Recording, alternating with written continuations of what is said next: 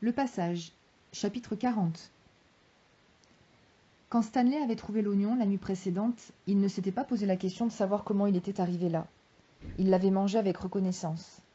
Mais à présent qu'il contemplait le grand pouce et la prairie couverte de fleurs, il ne pouvait s'empêcher d'y penser. S'il avait trouvé un oignon sauvage, il y en avait peut-être d'autres. Il croisa les doigts et essaya de chasser la douleur en les massant. Puis il se pencha et cueillit une autre fleur, en arrachant toute la plante cette fois-ci, racines comprises. « Oignon, oignon frais, oignon fort, oignon doux !» criait Sam, tandis que Marilou tirait la charrette le long de la grande rue. « 800 la douzaine !» C'était une belle matinée de printemps. Le ciel était bleu et rose, les mêmes couleurs que le lac et ses pêchers qui bordaient les rives. Mrs. Gladys Tennyson n'était vêtue que d'une chemise de nuit et d'une robe de chambre lorsqu'elle sortit dans la rue pour attraper Sam. D'habitude, Mrs. Tennyson était une femme très convenable, qui ne se montrait jamais en public sans être habillée avec élégance et coiffée d'un chapeau. Aussi les passants furent-ils très surpris de la voir apparaître ainsi dans la grande rue.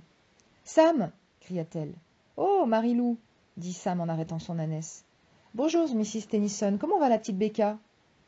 Gladys Tennyson était tout sourire. « Je crois qu'elle sera bientôt guérie.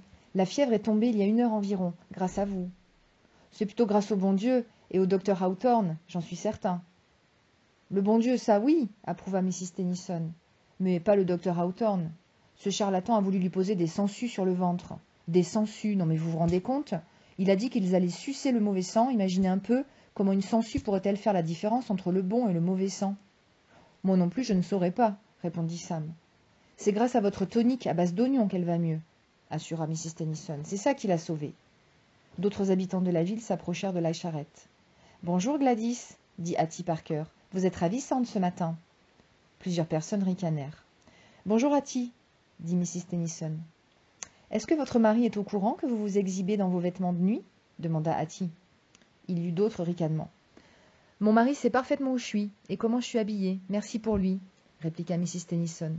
Nous n'avons pas dormi de la nuit pour veiller sur Rebecca. Elle a failli mourir de son mal de ventre. Elle a dû manger de la viande avariée.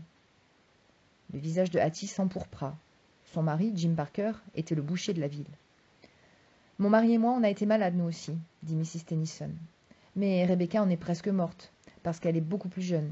C'est Sam qui lui a sauvé la vie. »« Ce n'est pas moi, » dit Sam. « Ce sont les oignons. »« Je suis contente que Rebecca aille mieux, » dit Hattie d'un air contrit. « Je n'arrête pas de dire à Jim qu'il devrait laver ses couteaux, » dit Mr. Pike, qui tenait le grand magasin. Hattie Parker s'excusa et s'éloigna en hâte.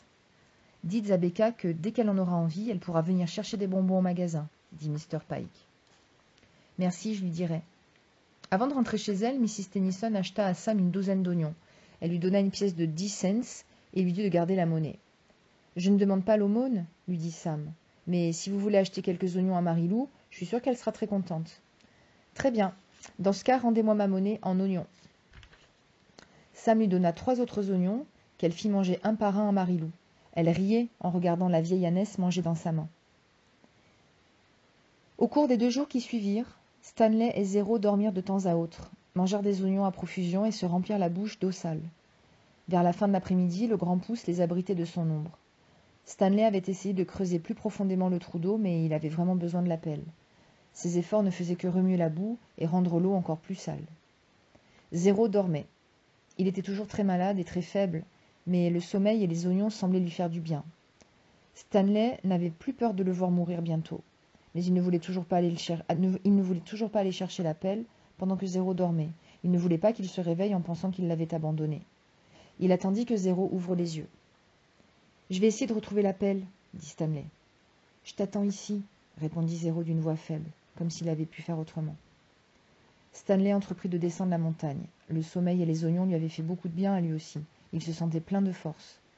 Il était assez facile de suivre les traces qu'il avait laissées 2 jours auparavant. Parfois, il n'était pas sûr d'avoir pris la bonne direction, mais il lui suffisait de chercher un peu pour retrouver sa propre piste. Il parcourut une bonne distance vers le pied de la montagne, mais il ne trouva pas la pelle. Il regarda derrière lui, vers le sommet. Il avait dû passer devant sans la voir, pensa-t-il. Il était impossible qu'il ait pu porter Zéro sur une aussi longue distance. Il poursuivit quand même son chemin au cas où. Il arriva sur un sol nu, entre 2 grosses touffes d'herbe, et s'assit pour se reposer un peu. Il était sûr à présent d'être allé beaucoup trop loin. Il était fatigué alors qu'il n'avait fait que descendre la montagne. Il lui aurait été impossible de porter 0 sur une telle distance en montant, surtout après avoir marché une journée entière sans manger et sans boire. La pelle devait être cachée quelque part dans les herbes. Avant de rebrousser chemin, il regarda une dernière fois tout autour de lui. Il vit alors des herbes couchées un peu plus loin, vers le bas de la montagne. Il était peu probable que la pelle soit là, mais puisqu'il était descendu jusqu'ici, autant jeter un coup d'œil.